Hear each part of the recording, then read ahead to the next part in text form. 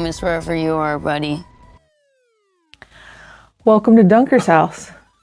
We ventured out to the theater once again. Yeah, we did. Bit of a different experience this time. There were other people in the theater with us. There was. And we took blankies. We did take blankets. Tracy made me brave enough to take a blanket. I took a blanket. It definitely improved the viewing. It sure did improve the experience, actually. Being able to kind of curl up under there nice and snuggy is pretty nice. Did we say what movie we saw yet? Aren't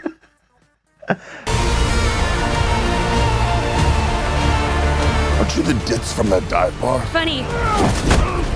That's what I've been calling you. Touche. We went and saw Supergirl. Yeah. Bit late. You're a month late. It's over a month late, but everyone, I feel like, in reviews has been ragging on it. So I wanted to see for myself.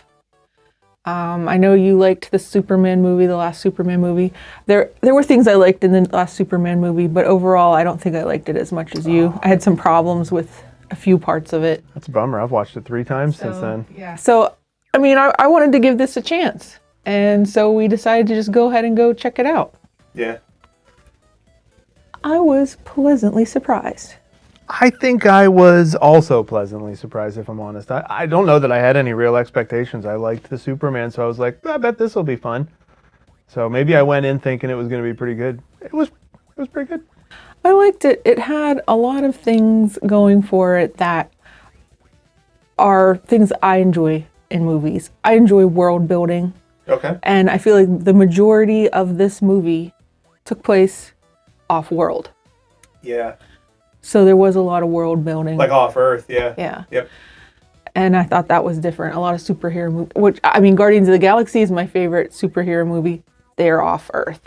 This one had a little bit of the Guardians of the Galaxy-ness where, like, I mean, you kind of have to get into that when you have a superhero movie set not on Earth, but there's all these cool, fun aliens from all these cool, fun planets, and they all have cool, fun languages. And that reminds you a bit of Guardians of the Galaxy, which is probably a bit unfair at this point, but it had a little bit of that. It was all right. And there was a reason for it. Yeah. Because as we had talked about together before, you know, on Earth, Superman is basically unstoppable. Yeah. So in this movie, Supergirl was on planets with red suns, which made her more vulnerable. Now, she was doing it because she wanted to get drunk. Yeah. Yeah. I don't know how heavily it's mentioned or how well it's known, but yeah, Superman gets his power from the yellow sun of Earth. I think originally it was just implied that Earth has a yellow sun, but maybe it's been introduced the rest of the time. I don't follow Superman, I don't know. But in this one, yeah, they make it very clear, like, if you don't have a yellow sun, you're not quite Superman. She's still got some superpowers, like she can still swing that hammer and do some cool Yeah, she still moves and seems stuff, like she still can fight because she gets in lots of fights. And I feel like, you know, that's good fights because she's not invulnerable. Yeah. Like, she's taking hits and fighting back. And it's enjoyable. That's the thing I liked, I think, maybe most about the previous Superman, the James Gunn Superman one with David Cornsweet. He's like just a really strong guy. He's not like a god. I mean, he's a god, but he's not like an unstoppable god. He's not Thanos. He gets beat up in that movie a good bit, even without Kryptonite being around. Like, he's super strong and he's unstoppable, but he's not unstoppable. And same thing with Supergirl. She was vulnerable, and that's cool to have a superhero that can get beat up and damaged and stuff. Yeah.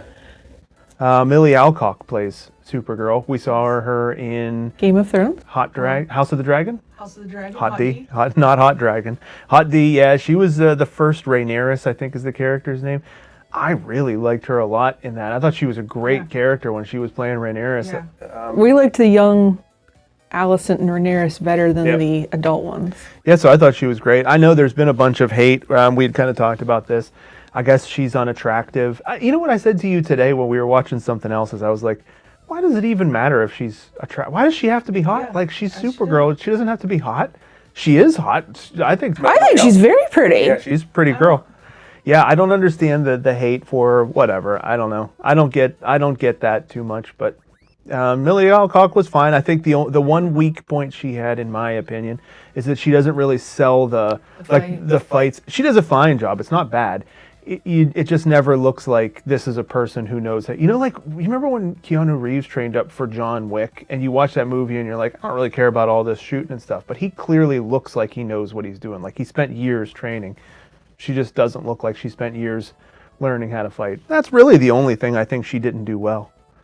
And the drunk stuff. I mean, yeah. Honestly, the movie was a little bit less about the fighting anyway. It was more of a growth. It was like a revenge story where the whole point was you don't want this revenge. Because it kind of opens on that girl, her family, Ruthie, her family gets viciously taken out. And she's on a quest for revenge against the people who took him out. And she's offering up her father's. Must be a famous swordsmith, because she's offering one of her father's swords as a prize to anyone that helps her track down the brigands and kill them. Obviously, Supergirl gets embroiled in that, but she doesn't really sign on for it. No, it just sort of happens that then their stories merge together, and eventually they kind of become a team. Yeah, the trailer makes it very clear what happens is that one of the brigands introduces a ticking clock element, shoots her dog with poison that'll kill him in 36 hours. I mean, it's not quite that precise, but they go to a healer and she's like, oh, he's got about 36 hours. So now there's this cool ticking clock. She's got 36 hours to find the antidote. Guess what? It's only worn around the neck of the guy that happened to kill Millie. Ruthie's family. That happened to kill Ruthie's family. So now, yeah, their paths have crossed. They've joined forces. And the whole time, like, Supergirl keeps trying to tell Ruthie, like, you don't want to kill somebody. That's not gonna. Like, I know you want it because they killed your family, but it won't. Is a bit of a trope, I feel like, in a lot of movies. Like, don't sink to their level. Yeah, which trope. That part, whatever, I could have done without. Yep. But I did enjoy. I feel like a lot of movies in the more recent years have put this, like, girls get it done, girl power.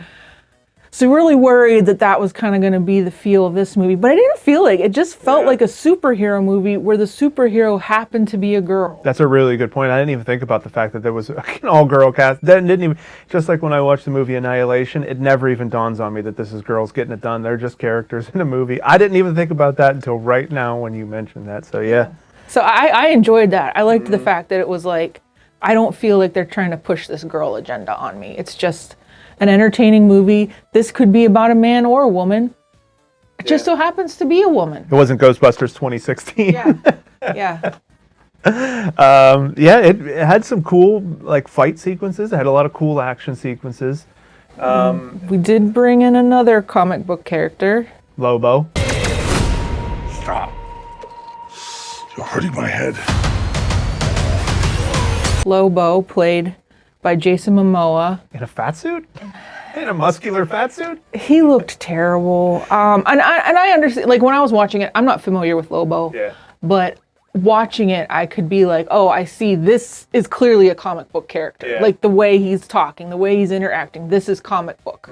Textbook comic book action. Yeah.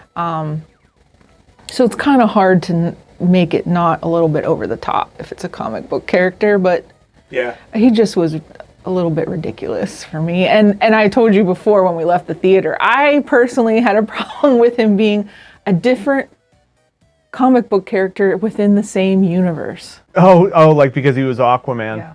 Namor. Yeah, he's Aquaman. Like I said, I get that. I understand what you're saying, but like I said, I think all of the pre-James Gunn DC stuff is like, it's done. I guess he was never. He hasn't been a character in this universe yet. But yeah, I can see that. I don't get the appeal to Jason Momoa. He's super good looking. He's super muscular, but he doesn't have a lot of charisma. He's not a good actor. He doesn't really like steal the scenes. I don't get the appeal to him. But you know, I mean, he's not for me. I don't have to watch his movies, I guess. Yeah, I liked Lobo for a short period in the comics. I read a bunch of, I never read DC comics really at all. But there was a very short run where like I learned about Lobo and I was like, oh, I want to read some of his stuff. He's cool. He's kind of like it's like a badass. He's like a bad dude and he does bad dude stuff in the comics. He's pretty likable, but in the movie he just, I don't know.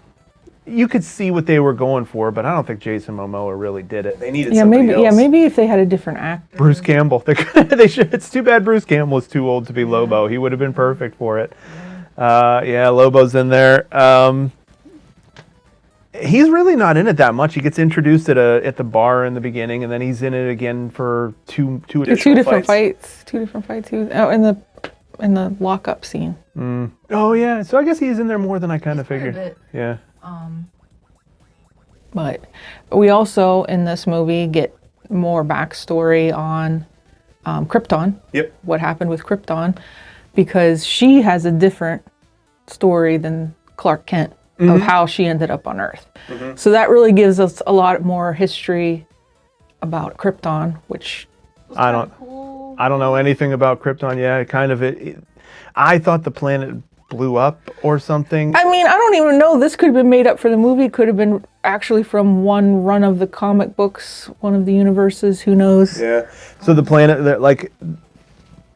the planet starts failing. I think they say something in this. Like The core of the failing. planet was gonna explode. So they knew it was coming, and they send Superman Kal-El. They send him off, and they make some offhand remark of like, "That's the kid your cousin wants to rule the Earth or whatever." But they send him off in a pod. Then the Earth then Krypton collapses, and they're kind of stuck there. And you get to see a little bit of her living life on the now destroyed Krypton. There's I think it's kryptonite. I think they say there's kryptonite under the planet that they've exposed. Yeah. And it's making everybody sick and killing them, and so they have to send her off world, and she has to leave her family behind, presumably while they're still alive. I don't remember seeing either. Her mom died. That's when she found Crypto at her mom's funeral. Crypto the dog, Okay. who is in the that's true. Superman You're right. movie, You're right. but belongs to Supergirl.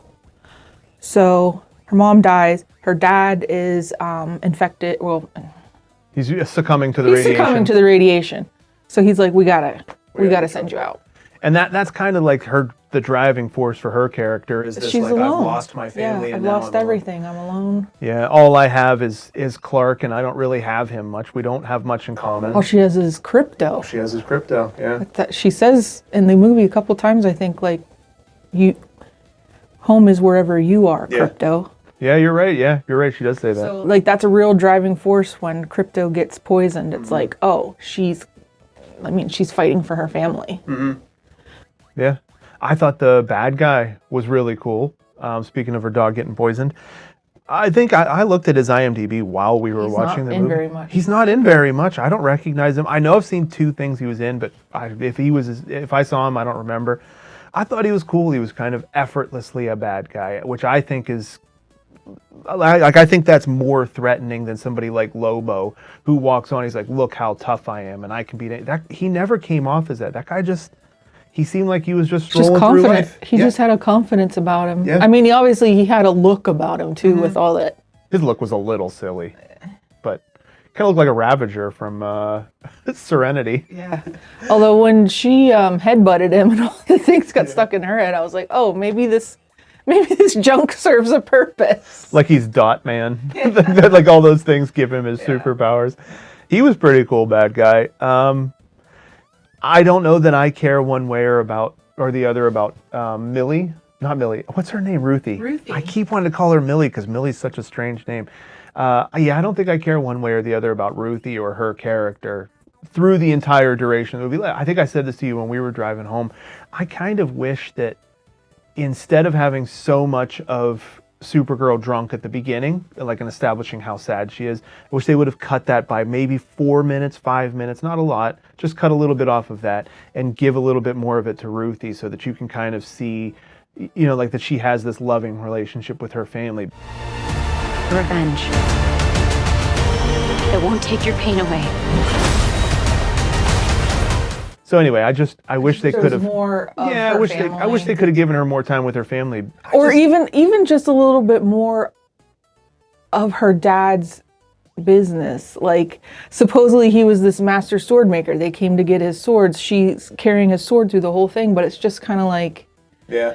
It doesn't even seem as if anybody's really familiar with it. Like, you would think that... Well, when she goes into that bar and she says, like, my father is this person and made swords, a bunch of people are like, hey, you can't be her daughter. They're like kind of interested. But I just feel like nobody recognized it. Nobody going around, like, at one point they're getting hijacked and, like, robbed and stuff. And it's not like anybody's like, oh my God, that's a, whatever her dad's name is, sword.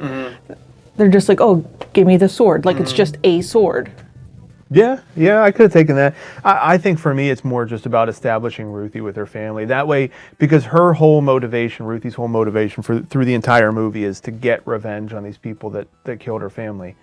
And you don't get enough to really, like, feel sunk into her story. Yeah. You feel more sunk into Supergirl's story, which, I mean, it's called Supergirl, but it's her movie. but really not quite. I mean, they're kind of 50-50 co-leads. Like, it's both of their journey. They're both making the exact same journey at the same time to get to the exact same guy for two different reasons. And I didn't feel as much motivation by Ruthie's story, but it didn't detract from the movie at all. Like,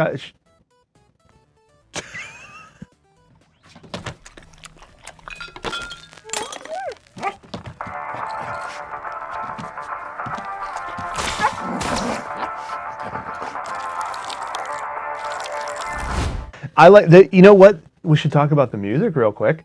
They did have good music. As a huge fan of music in general, I definitely annoyed the people in front of us.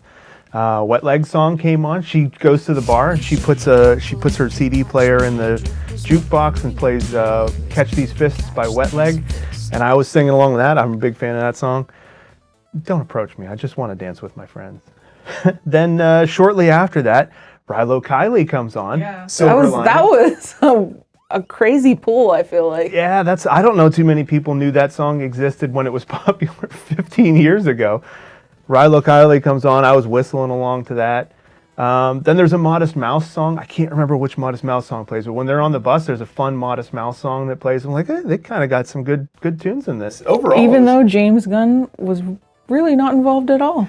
It is his universe. I wonder how much, like, he must have had a hand in some of that, right? I don't know. Or they were just like, we have to make this fit with the rest of the stuff.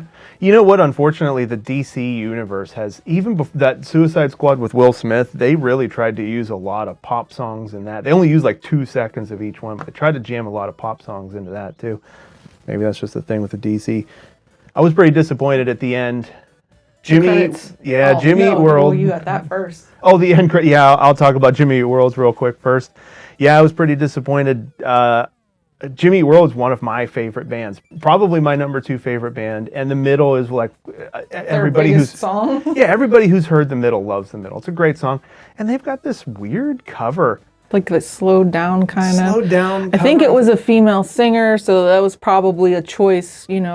That was sort of leaning in the girls get it done. And I'm not opposed to covers. I actually like a lot of covers.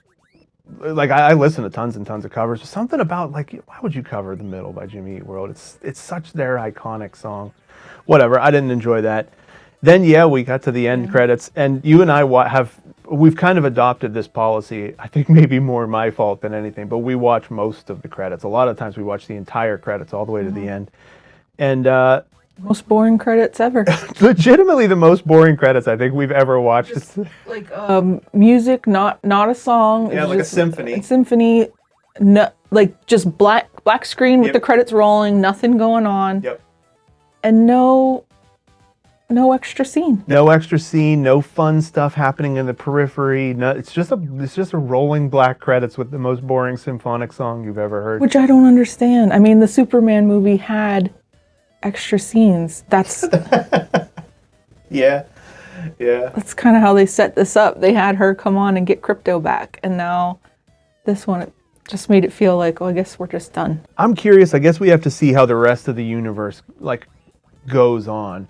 But I'm curious if this is kind of like Solo for the Star Wars, where like Supergirl is not necessarily part of the whole. It is a part of that universe, but it's kind of its own separate entity, and it doesn't really play in and have bigger impacts on the rest of the universe going forward. I mean, I assume if they make another Superman movie, she's going to be for sure sidekick. For sure. Because, I mean, he said, like, I could really use your help a couple times. I guess I just mean, like, I think that I'm guessing, we don't know what to see how it comes out, but I'm guessing that when as this progresses forward, you can probably just ignore the Supergirl movie because it's not an integral part of the story. It's its own just sort of standalone its- thing. Yeah. Yeah. We had talked about Craig Gillespie directed it. He's directed a bunch of really an unexpected pick for this movie, to be honest. He directed Lars and the Real Girl. A good one. Yeah, I can't remember some of the movies he directed, but he directed a bunch of like dramas and a bunch of like movies with real heart. And so to get him for a big action schlock adventure was unusual. And I can't say it was one of those ones where like, oh, they picked somebody unusual and it sure paid off. It was a perfectly fine movie. Yeah, you could have hired pretty much any director and it would have worked out just fine. No major problems with the script or anything like that. None of the acting is bad. Jason Momoa's acting is I think subpar. And it's really noticeable because you can tell Lobo is cool. Like as soon as Lobo walks onto the screen, you're like, oh, this guy's like, he's cool. This should be a cool character. And then Jason Momoa starts talking. You're like, all right, I'm out. I don't want this anymore. maybe if they at least hadn't given him the weird muscle fat suit. Yeah, the muscle fat suit was unusual. He kind of looked like, remember like Bebop and Rocksteady from the... they put those like rubbery suits on those guys to make them look like they're half fat, half muscular. He also kind of looked like he was trying out for Kiss. Yeah, he did. He really did. Which I'm assuming That is that's his what look. he looks like. Yeah, that's but his I'm look. just like, Yeah, that's what he looks like. In terms of looks, I would say they pulled it off pretty well. Like that's kind of what Lobo looks like. He's a little bit grungier and a little bit bulkier, but you know, there's only so much you can do without him being a full CG character. And they pulled it off. It was fine. Overall, man, I think it was a pretty fun movie. it was a fun movie. I would recommend it. I would Would you? recommend it to anybody to watch. Just don't go into it thinking, oh my God, this is going to be a life changer. But Yeah. it's a good movie. I feel like it's done well. Yeah. Nice story. And I had no problems with any of it, really. Yeah.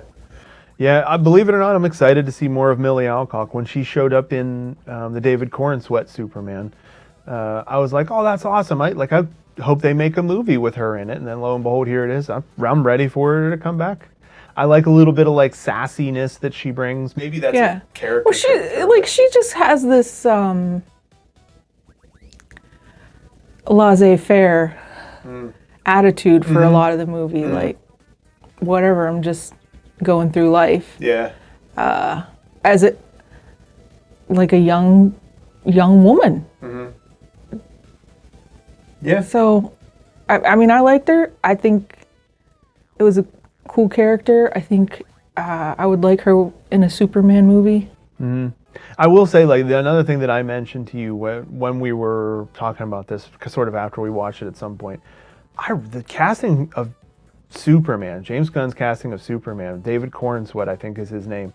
I really, really like that guy as Superman. He gives that role a different feel than anybody else has. I think he's, in my opinion, the best Superman they've had so far. And yes, I'm counting George Reeves.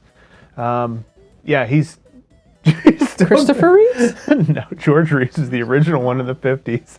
I think David Corenswet's the best Superman they've had. And as soon as he showed up on screen, like he gives her a phone call or something like that, and he's on a video screen, I was like, oh man, he's cool. He kind of inhabits He's that a role. nerd, according to her. Yeah, he kind of inhabits that role really well. He gives it a feeling that I like.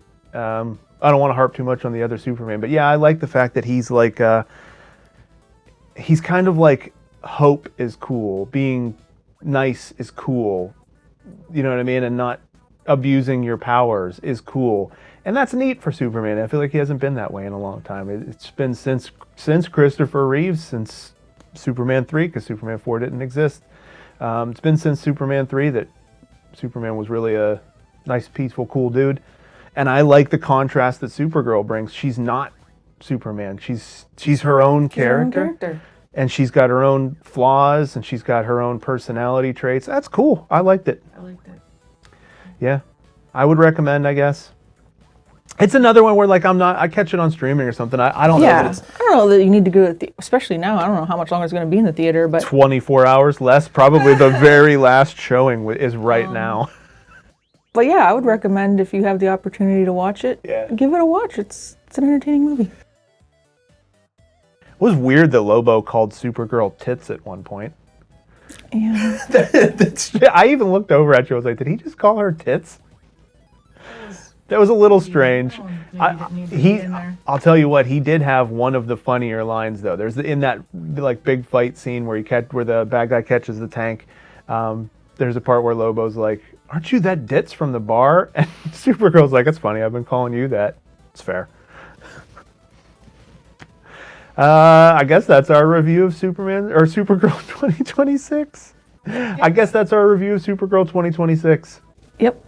It's a good movie. It's a good movie. Go see it. Go see it. Well, see it at home. See it at home. Go to your living room and see it. Yeah, find a place to watch it. Come to Dunker's house and watch it. Anything else to say? Are we good? We're good. Okay. All right. Bye. Bye.